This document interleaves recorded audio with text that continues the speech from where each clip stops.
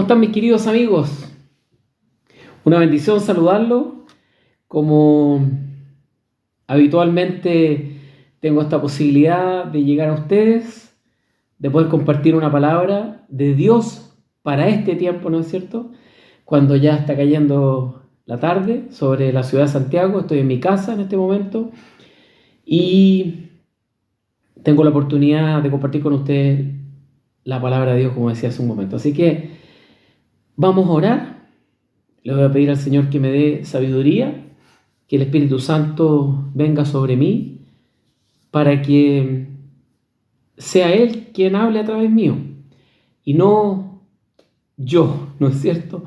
Porque la carne humana y nosotros los hombres a veces anhelamos otras cosas, a veces tenemos deseos que no son compatibles con los del Señor. Así que por eso pedimos que sea el Espíritu Santo el que venga sobre mí, sobre ustedes, por supuesto también que están en sus casas, para que podamos comprender lo que Dios quiere hablar a través de mí.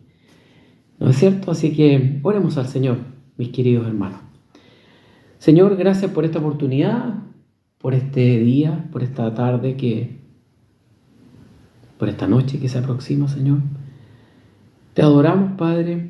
Me pongo en tu presencia en esta hora para que seas tú dirigiendo mis labios, mi boca, mi corazón y mi mente que se van a conectar, mi espíritu también, por supuesto, con el precioso Espíritu Santo de Dios, para que seas tú, precioso Espíritu Santo, quien guíe mis palabras y podamos llegar de manera conjunta, como un equipo, ¿no es cierto?, a los corazones de los oyentes que están escuchando en esta hora.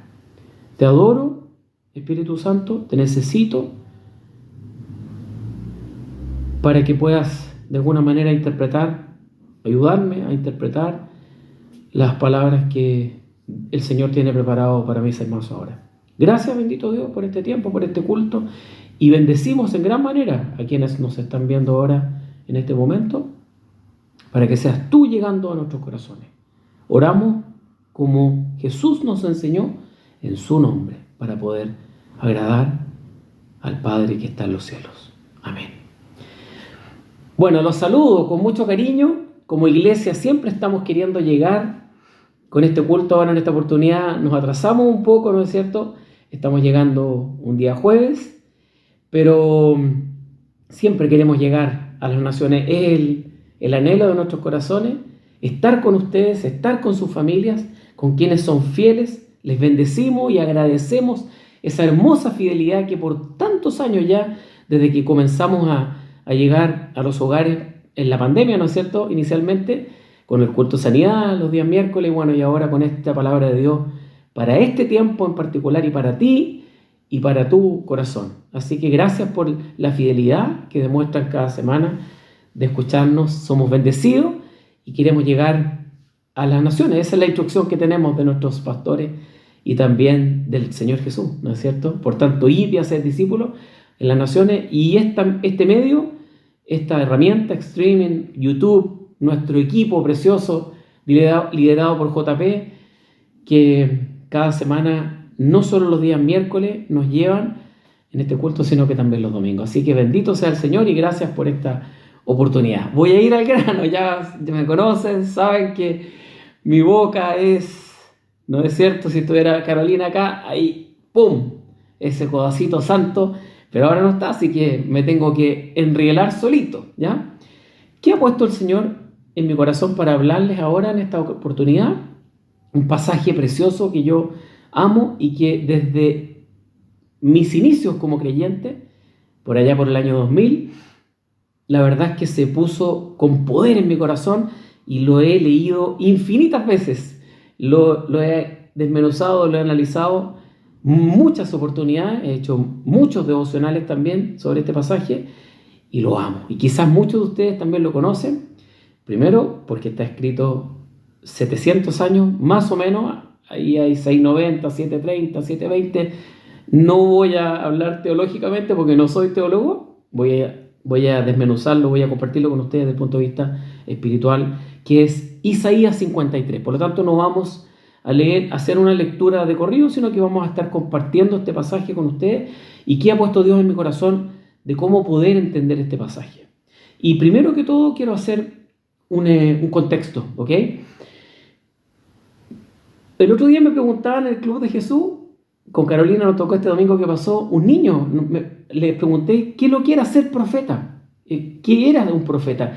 Y generalmente los profetas son entendidos por las personas como personajes importantes de la Biblia, ¿no es cierto? Bueno, se habla que también hoy día pueden haber profetas en la iglesia que de alguna forma transmiten un mensaje, pero de Dios que va a venir para el futuro, ¿ya? Eso es algo que me dijo un niño el domingo en el club y en cierto modo interpreta muy claramente lo que también pensamos muchos de nosotros los adultos, ¿no es cierto? Profeta es señal de profecía, de algo que va a ocurrir en el futuro. Bueno, Isaías 53 es por excelencia un pasaje profético, que como decía hace un rato se escribe 700 años antes de que Jesús viniera. Isaías es embestido, le es revelado una palabra que no es por voluntad de hombre, es por voluntad de Dios y por medio del Espíritu Santo se le revela esta profecía conocida como la profecía mesiánica por excelencia y probablemente una de las profecías más completas. Hay muchas otras, Jesús cumplió todas y cada una de las profecías que fueron escritas sobre él, pero esta en particular es muy, muy concreta y muy, por decirlo así, al hueso, al grano, y ahí lo vamos a ir desmenuzando, pero contextualizo que profetas no es solamente eso, el profeta es un hombre de Dios que está llamado por Dios para comunicar un mensaje a su pueblo, y en el Antiguo Testamento hay muchos profetas tan conocidos, los profetas mayores, que es uno de ellos es Isaías, y los profetas menores. Les decía yo a los niños que no por ser más alto o más bajo, ¿no es cierto? O más importante y menos importante, sino por la extensión de los libros. E Isaías es uno de los profetas denominados mayores, así como hay otros profetas menores, como Amós, por ejemplo, ¿ya? Y otros más que tienen libros más breves. Este libro es muy extenso y precioso. Isaías es un profeta importante que fue parte de dar mensaje al pueblo de Dios en aquel entonces, pero es palabra de Dios para nosotros hoy día también. Entonces, hacemos esa salvedad de que un profeta es aquella persona que comunica el mensaje que Dios tiene para su pueblo en un momento determinado de la historia. Y en este caso era para el pueblo de Israel, por supuesto, en ese entonces. Por ese motivo los profetas fueron algunos muy odiados, ¿ya? Otros perseguidos, otros entiendo que perdieron la vida en ese entonces. Pero también hoy día en las iglesias hay personas que tienen el don de la profecía, ¿ya? Y que de alguna forma a veces comunican un mensaje que Dios tiene para esa iglesia, para esa comunidad. Sí hay hoy día profetas, ¿ya? Por supuesto que siempre tenemos que estar alertas y entender y comprender que no todos provienen y son mensajes que vienen de Dios. Hay algunos que son unos perfectos fanfarrones y mentirosos. Por lo tanto, ¿cuál es la manera, Raúl, me preguntaban los niños, de saber que un profeta es de Dios metiéndonos en este tema? Por supuesto, leyendo y estudiando la palabra de Dios.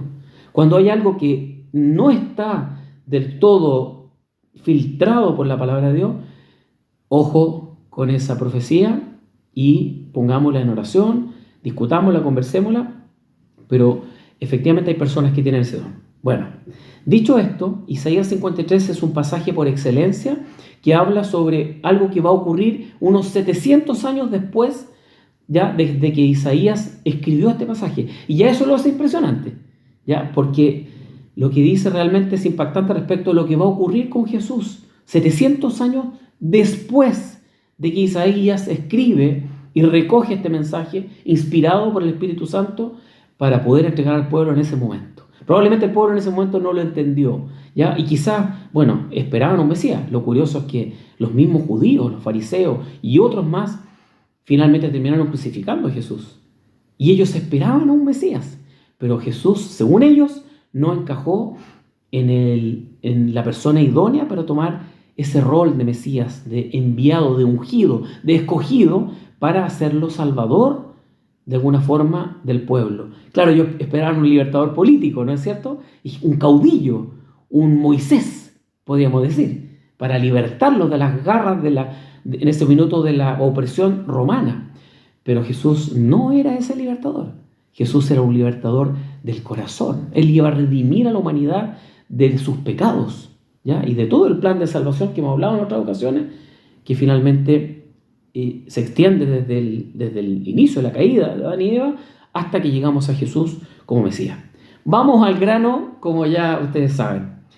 Y voy a ir leyendo y vamos a ir compartiendo lo que el Señor nos vaya entregando en este precioso pasaje, pero por favor pongan atención, porque es una maravilla lo que habla acá, 700 años antes de que Jesús viniese en carne y hueso, 100% hombre, 100% Dios. ¿Quién ha creído a nuestro mensaje y quién se ha revelado el brazo del Señor? Creció en su presencia como vástago tierno. Creció en su presencia como vástago tierno, como raíz de tierra seca. No había en él belleza ni majestad alguna.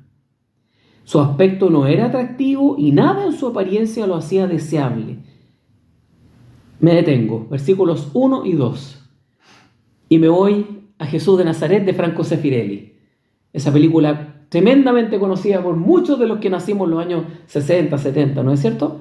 Jesús de ojos celestes, alto, un pelo largo, rizado, ¿no es cierto? Un perfecto actor de Hollywood. ¿Y qué dice acá? No había en él belleza ni majestad alguna. Acuérdense que Isaías está hablando de Jesús, del Mesías. Su aspecto no era atractivo y nada en su apariencia lo hacía deseable. ¡Wow! Entonces, ¿qué pasó, señor Franco Sefirelli? ¿Por qué puso a un actor de una tremenda pinta, de ojos azules, celestes, de buen perfil, ¿no es cierto?, estatura? Quizás Jesús era más bien moreno, bajo de estatura. No había apariencia en él que lo hiciera deseable. Ya a mí eso me llama la atención. El otro día, hace unos meses atrás, alguien envió un mensaje en unos grupos de WhatsApp que decía que se había descubierto que Jesús medía 1,80 m de estatura deseable para nosotros los varones, ¿no es cierto? Y que al parecer, no recuerdo, pero esa es la característica principal, la estatura, y que era un aspecto pero hermoso, ya era bello. Bueno, Isaías 53 dice otra cosa respecto de eso. Y se han hecho una cantidad que el manto sagrado, que el respecto, digamos, a cuál era la apariencia de Jesús. La palabra de Dios dice que no había belleza ni majestad alguna en él y su aspecto no era atractivo. Me hace todo sentido, porque Jesús no vino a libertar a un pueblo siendo un varón alto en un corcel, ¿no es cierto? Jesús llegó en un burro, en un pollino a Jerusalén. Hosana, Hosana, le decían el pueblo, en un burrito. Nació en un pesebre, donde por más que la Navidad le ponemos luces y lo adornamos, hay animales, moscas, hay excrementos de animales en un pesebre. El Rey de Reyes, Señor de Señores, escogió nacer en un pesebre. No sé por qué sería alto y de ojos azules, lo dudo, porque además se hubiesen fijado en su apariencia. Y él no vino precisamente para que se fijaran en su apariencia. Deduzcan ustedes muchas otras cosas, continuemos. Despreciado y rechazado por los hombres, varón de dolores, habituado al sufrimiento. Repito eso, habituado al sufrimiento. Todos evitaban mirarlo. Fue despreciado y no lo estimamos. Me detengo, versículo 3 nuevamente. Despreciado, rechazado por los hombres.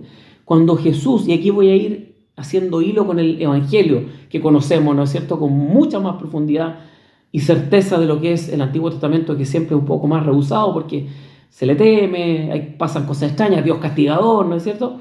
Es maravilloso el Antiguo Testamento, llevo años estudiándolo y no hay nada más hermoso que el Antiguo Testamento.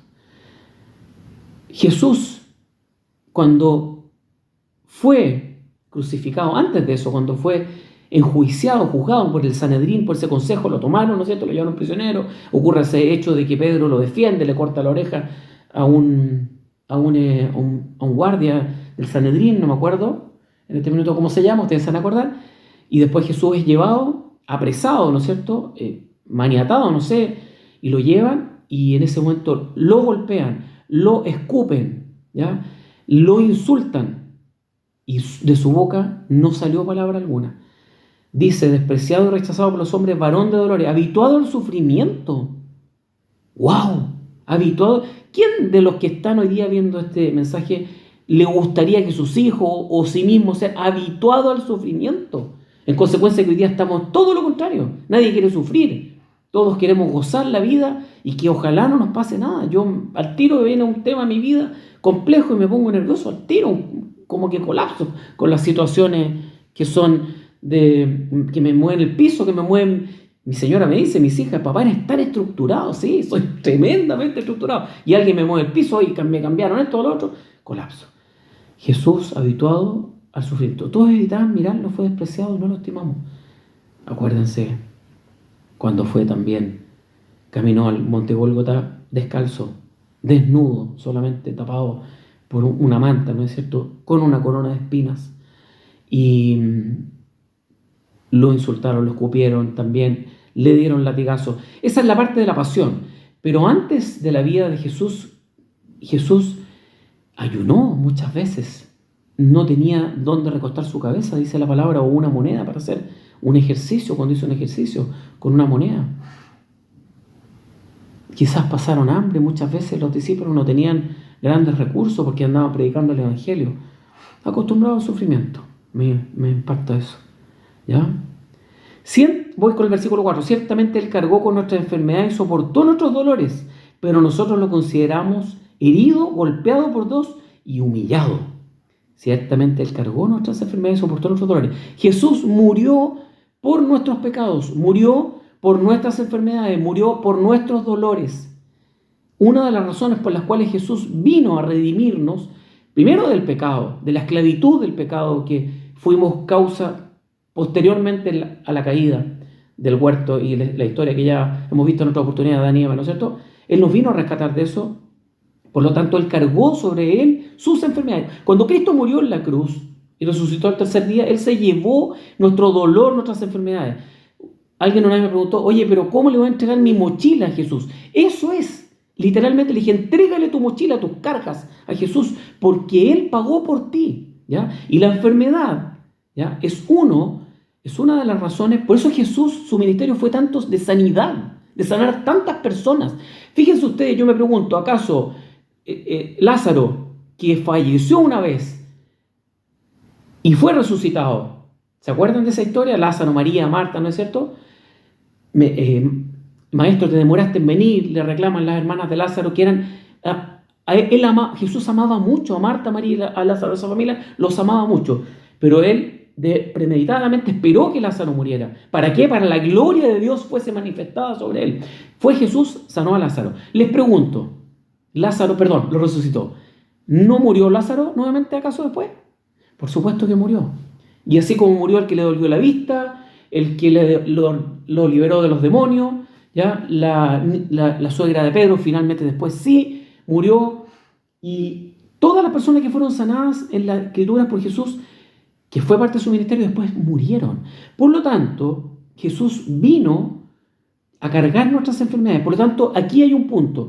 Si tú necesitas sanidad, recurre a Jesús. Él puede sanarte de tus enfermedades, ¿ya? Y Él después, posteriormente, Jesús es el único hasta el momento que ha vencido a la muerte. Dice que Él venció al último enemigo, que era la muerte. El último enemigo del ser humano. La muerte, la enfermedad es un enemigo, el pecado es un enemigo del ser humano y la muerte también es un enemigo de nosotros. Pero nosotros no hemos sido redimidos aún de la muerte, porque tenemos que esperar la próxima venida de Jesús para que ahí nosotros resucitemos hasta una vida eterna. Y ahí serán nuestros cuerpos transformados en cuerpos incorruptibles, dice Corintios, y ya seremos transformados en un cuerpo que va a ser eternamente.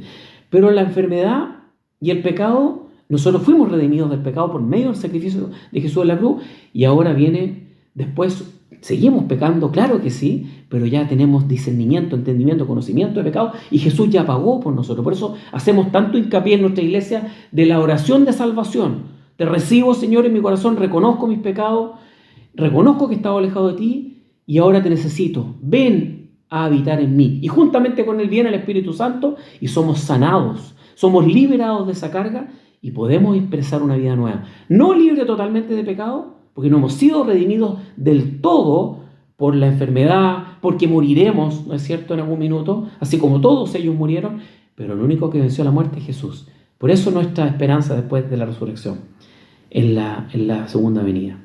Y dice que, pero nosotros lo consideramos herido y golpeado por Dios y humillado. No lo pescaron. Los judíos, los hebreos en esa no lo pescaron. No eres nuestro libertador político, por lo tanto mereces morir. Eres un blasfemo. Tú estás diciendo que eres hijo de Dios. Por lo tanto, por ese pecado te condenamos y te condenamos a la muerte de cruz por ser un blasfemo al decir, igualarte a Dios, al decir que eres hijo de Dios. Por lo tanto, dice acá que no lo consideramos herido y golpeado por Dios, humillado, ¿no es cierto? Y de alguna forma nosotros no lo consideramos como realmente el Hijo de Dios. En aquel entonces los fariseos, pero bueno, hoy día yo siempre digo, posterior o antes, somos autores intelectuales de alguna forma de la muerte de Jesús. Los materiales fueron ellos, pero nosotros somos autores intelectuales si es que no hemos creído en Él como Mesías. Todos andábamos perdidos. El versículo 5, fue traspasado por nuestras rebeliones y molido por nuestras iniquidades. Molido. Literalmente Jesús en el Getsemaní sudó sangre en la pasión. Eso dicen algunos, perdón, no soy teólogo, pero lo escuché una vez, me impactó que Jesús sudó sangre. Y hay cierta condición del ser humano cuando hay una condición extrema de angustia que podemos sudar sangre. Está científicamente complicado. Jesús fue molido por nuestras iniquidades, molido. Sobre Él recayó el castigo y el precio de nuestra paz, y gracias a sus heridas fuimos sanados. Por eso cuando oramos, decimos, por la preciosa sangre de Jesús, por sus heridas busco sanidad en mi vida, porque ahí encontramos la sanidad. Todos andábamos perdidos como ovejas, cada uno seguía su propio camino, pero el Señor hizo recaer sobre Él la iniquidad de todos nosotros. Voy a continuar por el tiempo. Maltratado y humillado, ni siquiera abrió su boca. Como cordero fue llevado al matadero, como oveja que enmudece ante su trasquilador, ni siquiera abrió su boca. Después de aprenderlo y juzgarlo, le dieron muerte. Nadie se preocupó de su descendencia. Fue arrancado de la tierra de los vivientes y golpeado por la rebelión de mi pueblo. ¿Ya? Se le asignó, versículo 9, un sepulcro con los malvados, y con los ricos fue su muerte, porque Jesús después fue llevado a los lugares celestiales, aunque no cometió violencia alguna ni hubo engaño en su boca. Y ahí me detengo nuevamente, fueron varios versículos los que leí, ¿no es cierto? Nosotros estábamos perdidos, y Jesús, en el perfecto plan de Dios original, cayó en pecado, desobedeció a Dios, y Dios estableció un perfecto y precioso plan hasta la venida de Jesús, y que acá, reitero, Isaías está profetizando esa situación con todos estos pasajes que finalmente se cumplen en el nacimiento de Jesús en Belén, de una virgen, ¿no es cierto? El Espíritu de Dios está sobre mí para venir a traer buenas nuevas, a libertar a los presos, a darle vista a los ciegos, a dar libertad a los oprimidos, ¿no es cierto? Por lo tanto, nosotros sí estamos descarriados. Estamos descarriados. Eso creemos los cristianos, ¿no es cierto? Por eso Jesús dice que nosotros andábamos perdidos como ovejas, pero Él, como buen pastor, como dice también el Evangelio, conocemos la voz de nuestro pastor. Y como ovejitas, acuérdense que la ovejita es perdida, la ovejita es desorientada. La ovejita, no voy a hablar de la oveja negra acá, es un concepto que muchos lo usan, a mí no me gusta, la oveja negra de la familia. Ya siendo ovejita ya estamos medio perdidos, oveja negra ya, sin comentarios. Y escuchamos la voz de nuestro pastor, porque el pastor, las ovejas conocen la voz de su pastor. Por eso necesitamos un Salvador, porque somos pecadores. Y aquí te lo digo como papá, como esposo, como ingeniero que soy, como deportista, como funcionario de una empresa importante de este país, ¿ya? Necesitamos un Salvador. Independiente del cargo que tengas, del puesto que tengas gubernamental, alto, bajo, pequeño, alto, todos nos descarriamos como ovejas, todos. Por lo tanto, todos necesitamos a un Salvador que nos religue, que nos reencuentre, que nos reúna con nuestro Dios creador. Ese es el plan de salvación muy breve y Jesús cumplió eso. Lo maltrataron, lo humillaron, no abrió su boca, como les decía, lo escupieron, lo golpearon, le dieron bofetadas en la cara. ¿Ya? El Hijo de Dios, el Hijo de Dios, el Hijo, Él bajó a humillarse por ti que estás viéndome ahora. Haz tu decisión por Jesús de una vez por todas. ¿Qué más esperas? Prueba por último. No, es que, Raulito, sí, yo te conozco y sé que eres lo que dijiste, pero te volviste medio loco y te volviste fanático, ahora estás metido en una cosa rara. No, compadre, llévame al doctor, hazme un escáner, méteme en un escáner y no estoy loco. No estoy loco, tengo un cargo importante en una empresa importante de este país. Tengo mucha gente a mi cargo, tengo familia, soy deportista, por eso te lo digo, no para tirarte mi currículum, para decirte que tú y yo necesitamos un Salvador, independientemente de tu condición en la cual estés y del cargo que sea. Putin necesita un Salvador, Biden necesita un Salvador, tú que estás en la cámara, detrás de la cámara, necesitas un Salvador, todos necesitamos un Salvador, todos necesitamos un Salvador, todos necesitamos. Maltratado, humillado, ni siquiera abrió su boca, como cordero fue llevado al matadero. Después de aprenderlo y juzgarlo, herido en muerte, y nadie se preocupó de su descendencia. Murió finalmente. Pedro, Juan, entiendo que estuvo con María hasta el final. Todos arrancaron. Desaparecieron todos por temor. Pedro lo negó. Y hasta que después vino el Espíritu Santo sobre ellos, Jesús se le apareció a ellos, ¿no es cierto? Traspasó la puerta. Tomás, mira, dale, mira mi costado. Aquí estoy, mira las llagas que tengo, las espinas clavadas. ¿Ya? Después recibe la unción del Espíritu Santo, recién ahí, cuando Dios vino sobre ellos por medio del Espíritu. Por eso Jesús les dijo, es necesario que yo me vaya y que venga otro Consolador, que es el Espíritu Santo. Recibes a Jesús y eres bautizado por el Espíritu. Se le asignó un sepulcro entre los malvados y con los ricos fue su muerte, aunque no cometió violencia alguna ni hubo engaño en su boca. Pero, y aquí me acuerdo de mi querida Sonita Acuña, pero hay un pero y algo viene. El Señor quiso quebrantarlo y hacerlo sufrir. Y como Él ofreció su vida para obtener el perdón de pecados, verá su descendencia, prolongará sus días y llevará a cabo la voluntad del Señor. Después de su sufrimiento verá la luz y quedará satisfecho. Por su conocimiento mi siervo justo justificará a muchos y cargará con las iniquidades de ellos. Por lo tanto, le daré un puesto entre los grandes y repartirá el botín con los fuertes. ¿Quiénes son los fuertes? Los que han recibido la salvación por medio de Jesús. No los fuertes poderosos, son los que han sido capaces de reconocer que son pecadores. Esa es la verdadera fortaleza del ser humano, reconocer que somos pecadores y que necesitamos un Salvador.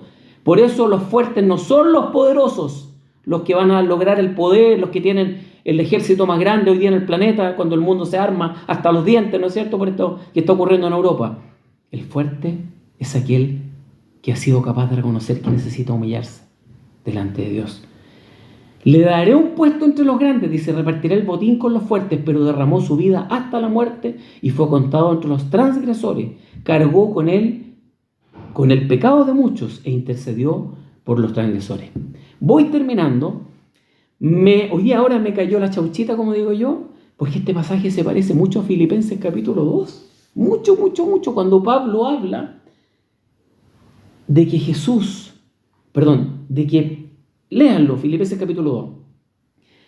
Les pide de alguna manera que no haya contienda entre ellos. Estoy parafraseando, ya, énfasis añadido, como digo yo, pero les pide de alguna forma a los filipenses que no consideren a nadie superior a ellos, que se humillen, que sean, es mi sentir que todos sientan lo mismo, un mismo sentir al unísono, que no miremos a los demás como más chiquititos, más grandes, ¿ya?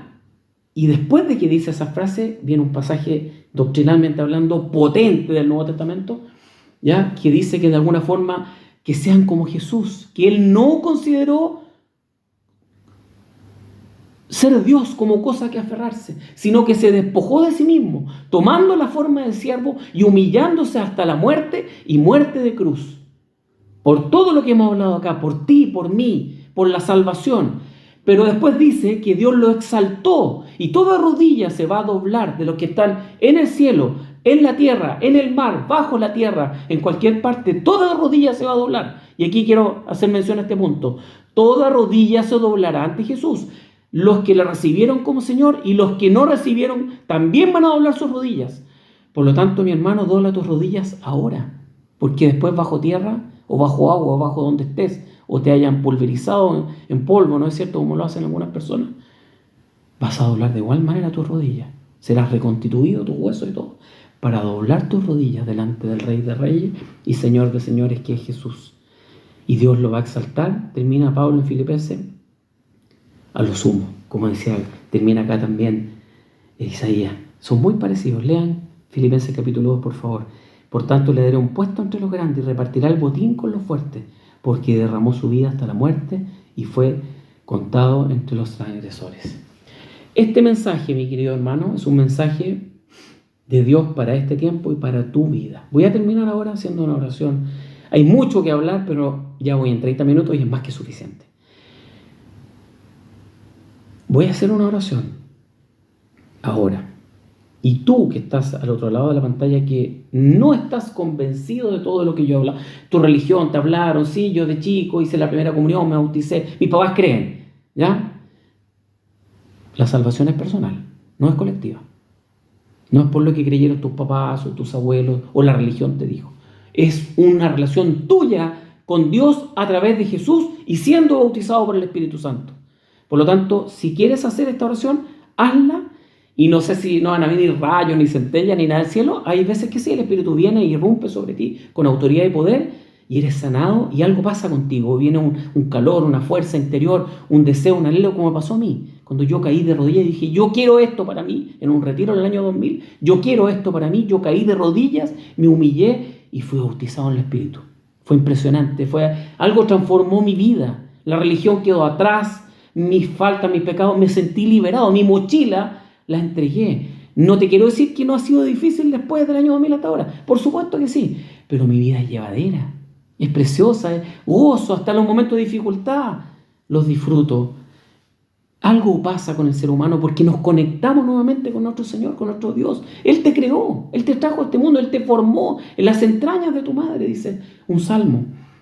Cada parte de ti. Pero hay una conexión fundamental que tienes que hacer. Y eso se llama Jesús y plan de salvación. Voy a orar ahora. Y por favor, haz esta oración conmigo, con fe. Veamos lo que hace el Señor después. Porque esto no depende de mí, ni de ti, depende de Dios. Pero evidentemente que Él busca en ti que tú des una decisión por Él y por Jesús. Señor, algo está pasando en mí, en mi corazón ahora. Algo está pasando de un tiempo, siento como que me estás siguiendo, como que a través de este personaje del Raúl, ¿no es cierto ahora? Y de otros más me han hablado, la Biblia, mi papá, se están conectando cosas en mi vida. Necesito que vengas a morar en mi corazón. Reconozco que he pecado, que he estado lejos de ti. Reconozco que he pecado con mi esposa, con mis hijos, con mi familia, con amigos en la niñez. He robado, he hurtado, he mentido, he evadido impuestos. He dicho mentiras y he levantado falso testimonio contra otro Señor. Y no me siento perdonado. Siento que aún hay una deuda que yo debo cancelar. Pero entiendo, Señor, que esa deuda no la debo cancelar yo, sino que tú pagaste por mí en la cruz. Eso es estupendo. Es una maravilla que tú hayas pagado por mí y que gratuitamente yo pueda acceder a ese perdón. Yo quiero ese perdón para mí, Jesús. Quiero que vengas a vivir en mi corazón. Quiero que vengas a morar en mi vida. Quiero que restaures mi vida, que restaures mi matrimonio, que me perdones por aquellos pecados que quizás ya no son solucionables porque ya pasó el tiempo. Pero perdóname, Señor. Ven a mi vida. Te reconozco como Señor y Salvador. Te reconozco que moriste en la cruz y al tercer día resucitaste. Y hoy vives en los lugares celestiales. Y cuando resucitaste y moriste en esa cruz y resucitaste, te llevaste mi pecado, mi enfermedad, mis deudas, mis aberraciones que cometí antes. Ven, Jesús, a mi vida. Te invito ahora y que el Espíritu Santo venga y me bautice y ser un nuevo varón, una nueva mujer, un nuevo hijo, un nuevo abuelo, un nuevo nieto, un nuevo hijo tuyo, Señor. Yo quiero eso para mí, Señor. Lo quiero, lo anhelo, lo deseo. Te lo ruego, dámelo en esta hora. En el nombre de tu Hijo precioso, Jesús, Padre, Hijo y Espíritu Santo, un solo Dios, 3 personas, pero un solo Dios. Amén. Que Dios me los bendiga. Me pasé un poco. Por favor, compartan estos mensajes con otras personas.